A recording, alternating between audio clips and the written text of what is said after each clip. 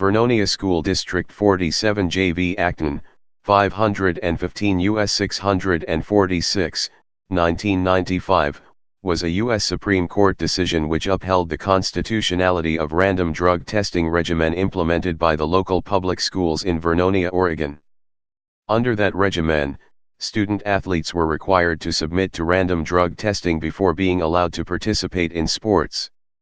During the season, 10% of all athletes were selected at random for testing. The Supreme Court held that although the tests were searches under the Fourth Amendment, they were reasonable in light of the school's interest in preventing teenage drug use. Facts: in the mid-1990s, officials in the school district in Vernonia noticed a precipitous rise in drug use among the students in the Vernonia School District. Disciplinary problems arose in frequency and severity. Student athletes were prevalent among Vernonia's students. At the trial, the Vernonia High School football and wrestling coaches noted they had witnessed injuries attributable to student drug use. In response, the school district offered special classes, speakers, and presentations to the students intended to deter drug use. It brought in a specially trained dog to detect drugs, but the drug problem continued unabated. After inviting comments from the parents of the district's students, the district adopted a drug testing plan. The protocol of the random drug testing program the district initiated was straightforward. All student athletes would be required to submit to the program as a condition of participating in athletics. All athletes were tested at the beginning of the season, and 10% of the athletes were selected randomly every week to provide a urine sample. The samples were collected in a manner that preserved the student's modesty. If a student's sample tested positive, the student was given the option of either undergoing counseling and submitting to 6 weekly drug tests or sitting out the remainder of that season as well as the following season. New Jersey v. TLO, 469 U.S. 325, 1985, is a decision by the Supreme Court of the United States addressing the constitutionality of a search of a public high school student for contraband after she was caught smoking in her school's lavatory. A subsequent search of her purse revealed drug paraphernalia, marijuana, and documentation of drug sales. She was charged as a juvenile for the drugs and paraphernalia found in the search. She fought the search, claiming it violated her Fourth Amendment right against unreasonable searches. The U.S. Supreme Court, in a 6-3 ruling, held that the search was reasonable under the Fourth Amendment. Majority opinion: the Fourth Amendment only protects against unreasonable searches and seizures.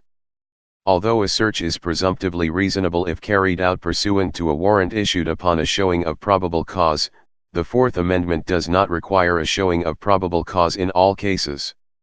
When special needs outside of ordinary law enforcement needs make obtaining a warrant impractical, the Fourth Amendment allows officials to dispense with the formality of obtaining a warrant. Such special needs adhere in the public school context, because administrators need to be able to maintain order within the school. The final vote was 6-3 in favor of the school.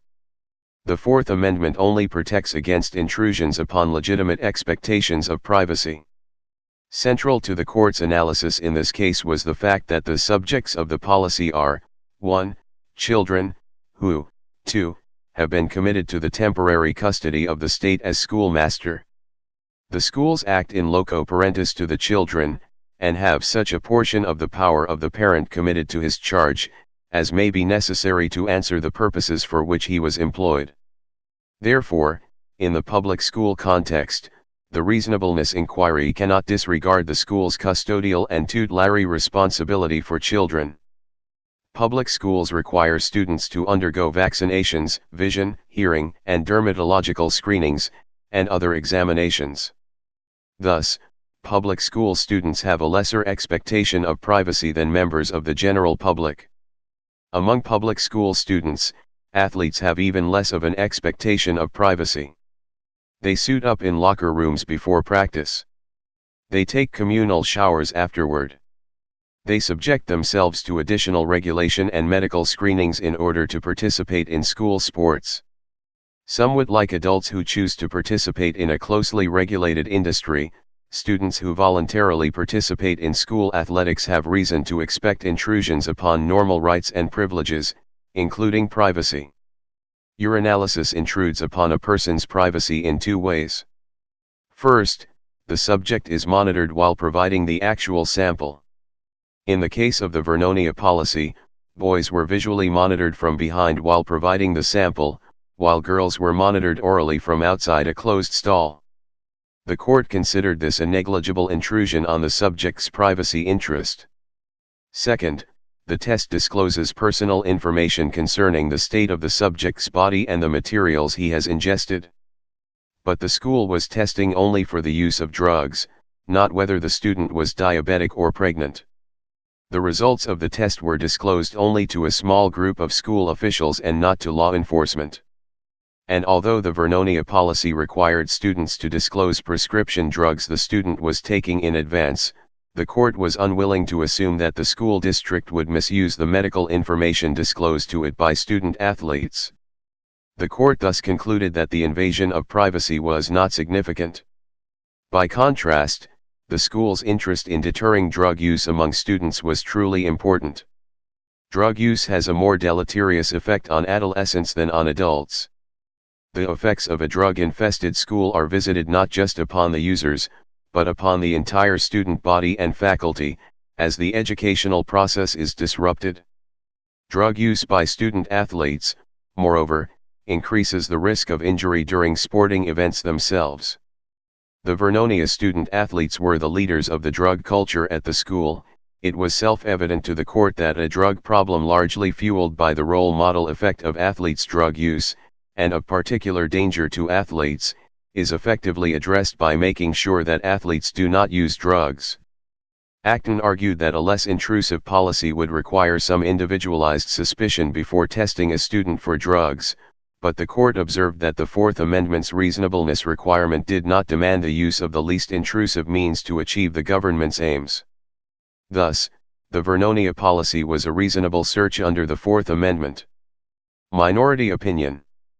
Justice O'Connor dissented because the court's decision did not rest on the requirement of individualized suspicion and did not adequately explain why individualized suspicion was not required in this context. Historically, the court had disapproved of blanket searches, particularly in the criminal context, where the search was more than minimally intrusive. More recently, the court had limited its willingness to dispense with the individualized suspicion requirement only in particularly dangerous contexts, such as prisons. Furthermore, the school district itself already had in place a discipline system based on individualized suspicion for a variety of infractions, such that adding drug testing to the mix would not be particularly onerous. All of the evidence justifying the drug testing program consisted of first or second-hand stories of particular, identifiable students acting in ways that plainly gave rise to reasonable suspicion of in-school drug use. If the school district had acted against these particular students, it could have avoided intruding on Acton's Fourth Amendment rights at all. Please subscribe and thanks for watching.